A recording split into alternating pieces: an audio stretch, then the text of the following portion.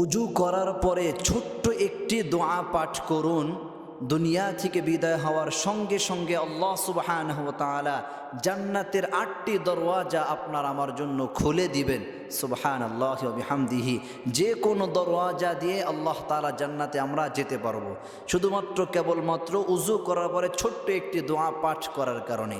এটা আমার কোনো কথা নয়।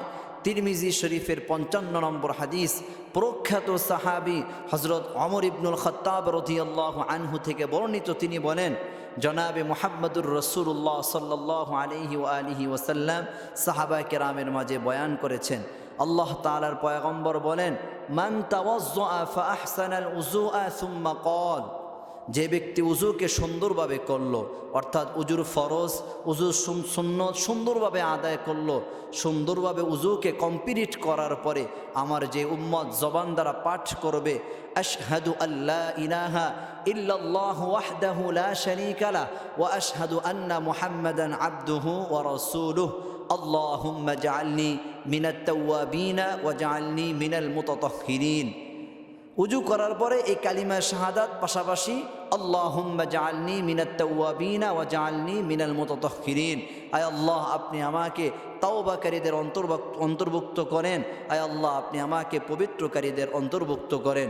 এই ছোট্ট একটি দোয়া আল্লাহ তাআলার যে বান্দা এবং বান্দি পাঠ করবে, রাসূল বলেন, ফুতিহাত লাহু সামানিয়াতু আবওয়াবিল জান্নাহ, তার জন্য জান্নাতের 8টি দরওয়াজা আল্লাহ সুবহানাহু ওয়া তাআলা খুলে দিবেন।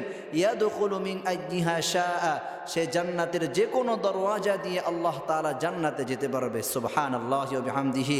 এজন্য আমরা যখন 5 ওয়াক্ত নামাজের পূর্বে যখন আমরা উজু করব, উজু কমপ্লিট করার পরে বাসার মধ্যে উজু করি অথবা মসজিদে আসিয়া উজু করি, যেখানে আমরা উজু করব, উজু কমপ্লিট করার পরে আমরা কালিমা শাহাদাত পাঠ করব, পাশাপাশি আল্লাহুম্মা জাআলনি মিনাত তাওয়াবিনা ওয়া জাআলনি মিনাল মুতাতাহহিরিন, এই ছোট্ট একটি দোয়া পাঠ করব। তাহলে আল্লাহ সুবহানাহু ওয়া তাআলা আমাদের জন্য জান্নাতের 8টি দরওয়াজা খুলে দিবেন। কোন আমল কবুল হয়ে যাবে আল্লাহ তাআলা জানেন। সুতরাং আপনার আমার চেষ্টা চালাতে হবে, পরকালের সামান আপনার আমার তৈরি করতে হবে। এই জন্য ছোট্ট ছোট্ট আমল আমরা যদি প্রতিদিন করতে পারি, হতে পারে আল্লাহ সুবহানাহু ওয়া তাআলা আমাদেরকে কবুল করবেন।